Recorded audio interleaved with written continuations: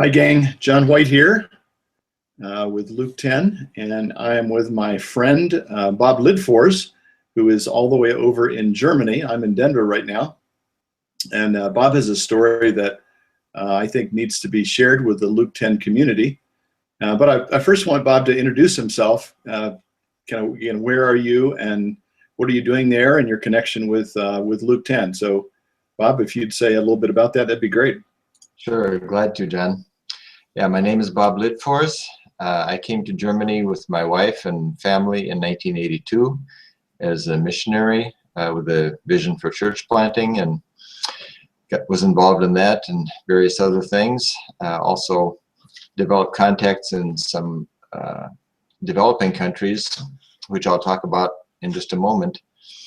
And I got in touch with Luke 10 a little over a year ago, and have been working with a house church in our home, and also been coordinating the efforts of Luke 10 in Germany and Europe for a few months now.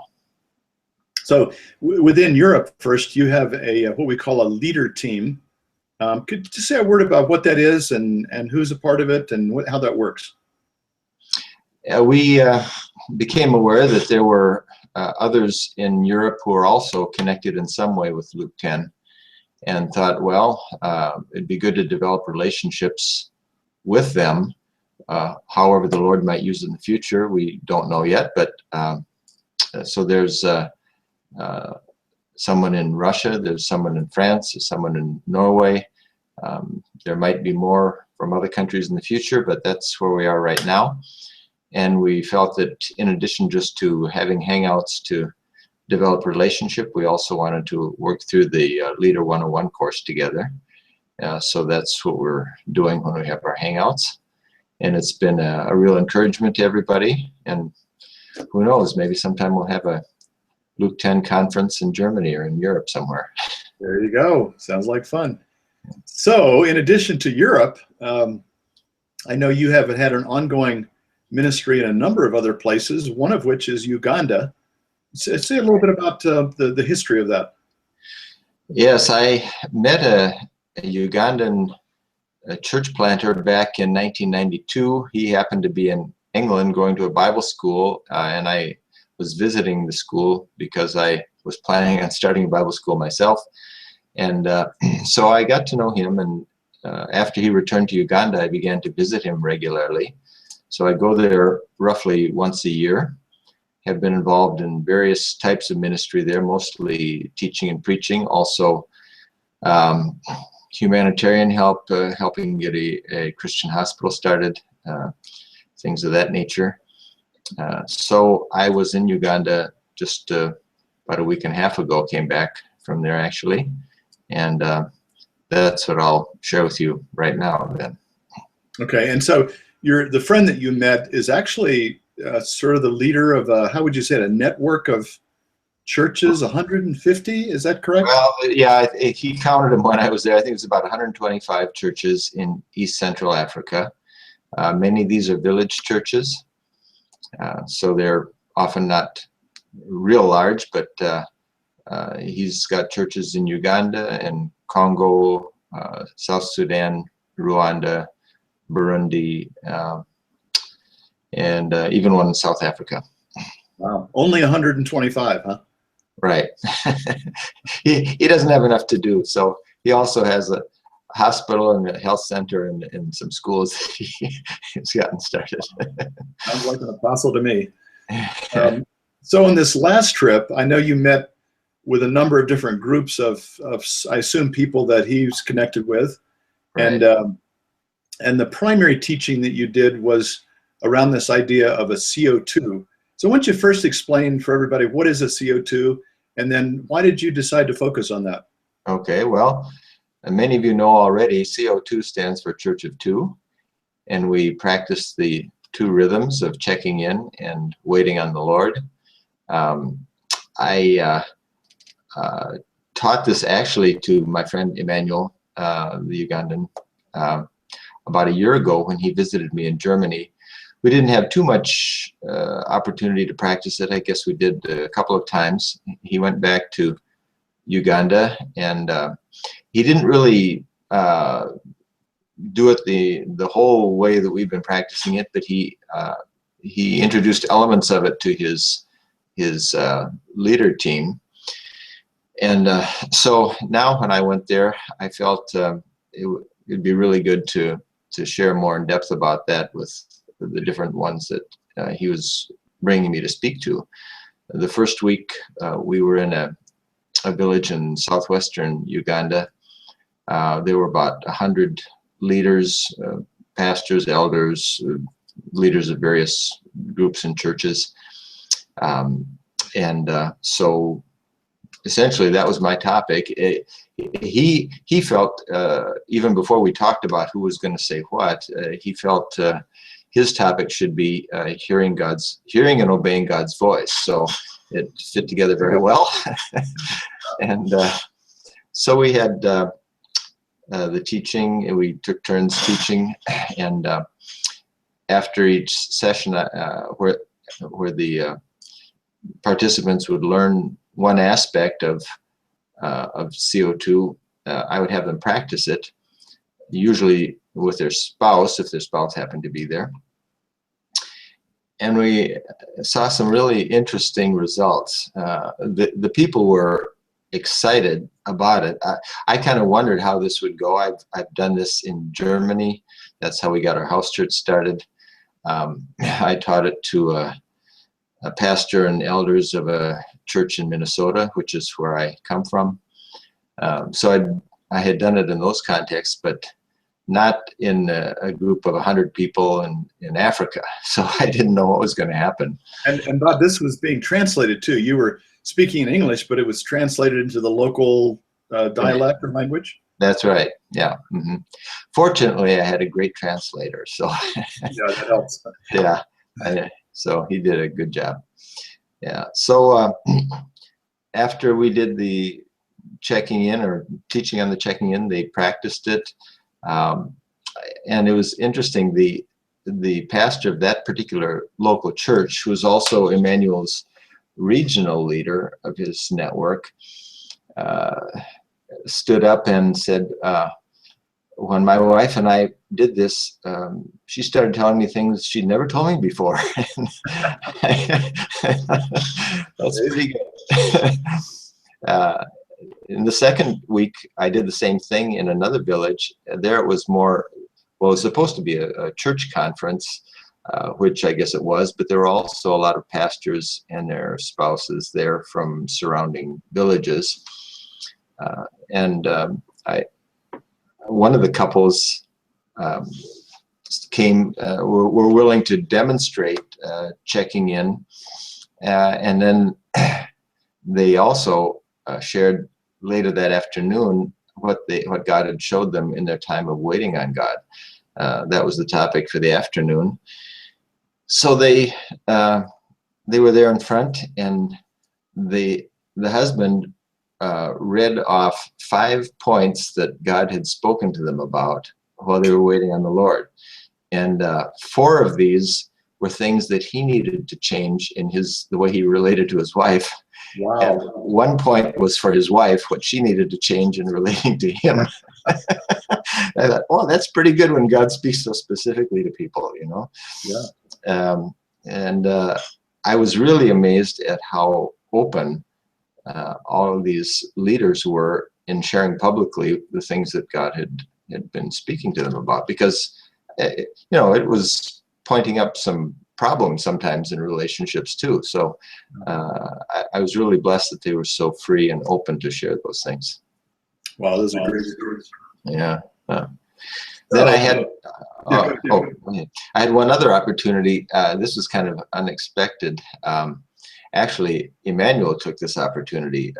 Towards the end of my time there, he had me meet with his team there in Kampala, the ones who are in charge of different areas of the ministry. One is in charge of the hospital, one in charge of the health center, one in the school, and these different leaders. And he had asked one of his leaders to coordinate the meeting, or to facilitate the meeting. and the leader there he was kind of wondering how to get it started, how people could introduce themselves. And so Emmanuel just stepped in and said, well, why don't we do checking in? And so it really encouraged me to see that he had really grabbed onto it during those 2 weeks when he had seen me teach it in those two places. And now he wanted to have his staff, be doing that. And I think they'll be doing it whenever they meet together as a staff. So yeah, that's good. Yeah. So what's your sense of, we get a little feedback, of how many people learned CO2? How many people did you teach that to? How many CO2s, churches of two, would you guess got started? Well, in the first location, there were probably about 100 people there. So that would be 50 CO2s that were being practiced there. And I'm trusting that they are continuing that, especially the couples. I encourage them to do that regularly. And in the second location, there were probably about 50 people. Then there were a lot of children at the conference too, but so the couples and families there would probably be 50 there. Yeah, great. And you've had opportunity to teach these principles now in English and in German and now in some African language. What's your observation as a cross-cultural missionary yourself about how transcultural or transferable this is in different languages and cultures?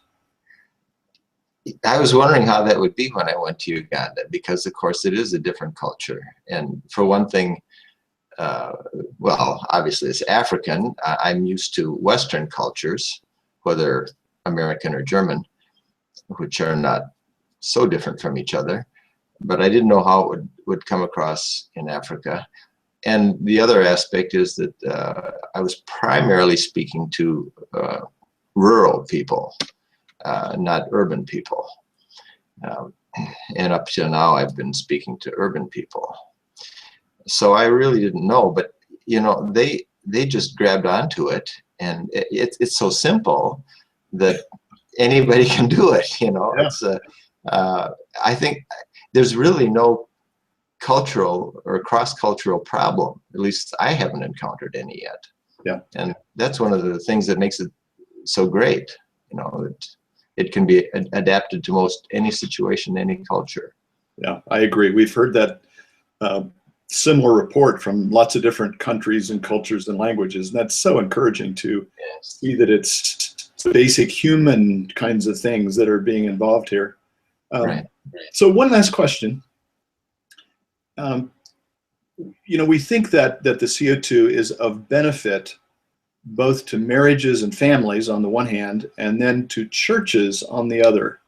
Mm-hmm. I wonder if you'd like to make maybe a couple of observations in both of those areas. What do you see as the benefits to marriage/family on the one hand, and then secondly, what do you see as the benefit to churches on the other hand? Yeah. Well, when I went to Uganda and began talking about the subject, I presented it at the beginning as a tool that they could use that would help them to develop a deeper relationship to God, to their spouse, and would also enable them to start churches easily. And at that point, I hadn't told them what it was, but they sounded pretty good though, huh? I asked them, how would you like to learn a tool like that? And of course, everybody thought that'd be great. So very clever, Bob. Very clever. But essentially, that's what it does. I mean, it's great for marriages because you get the people talking to each other, husbands and wives talking, like that one regional leader. He said he heard things from his wife that she'd never told him before. Yeah, and this was the case, in both locations where we were. So it's great for marriages. I've experienced it with my wife too, that it's increased the depth of our conversations. It's just opened up more freedom to talk about things.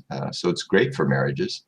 also for churches, certainly it's an easy way to start a church, and that's what really excited me about it when I first saw your website over a year ago. The first thing that really registered with me is, wow, this would be so simple to start a church.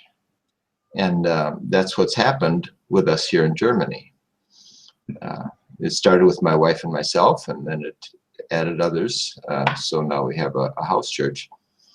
So in a house church context, it's great. And it's also something that can be very beneficial for traditional churches. I did this Church 101 course with like I mentioned, with a pastor and elders of a church in my home state of Minnesota, which is essentially a traditional church. They're very open for participation, but it's still a traditional structure, and they're using it in their elders meetings. And I'm going to be going there in August this year, and the pastor's already invited me to do a seminar on Church 101, where he'll invite the whole church. So I think there they can use it in home groups and of course in their marriages and families. It's great. So you think this would even work in Minnesota? Well, the Minnesotans are kind of tough, you know. They're hard to really win over, but yes, I think it right. can. That's great. Well, Bob, this is such a great story. Thank you for sharing with us, and I hope that in the future, maybe as you continue to talk with your friend Emmanuel in Uganda, that you'll share with us stories about how this is. I mean, we think of it as like the Luke 10 virus, you know, Right. benevolent virus that's spreading in Europe and now in Uganda and even in Minnesota. And so we'd love to hear more stories as you hear them. Right. And I just want to express my appreciation to you and Barb. I love our friendship, even though we've never met in the flesh, as we say. It's all been virtual. Yes. But I feel like God's given us a great friendship and delight in praying with you guys about Europe and what the Lord wants to do there. So it's great to be on the journey with you guys. So thank you very much. Well, we really value the relationship with you and with Luke 10. Amen. Great. Thanks, Bob.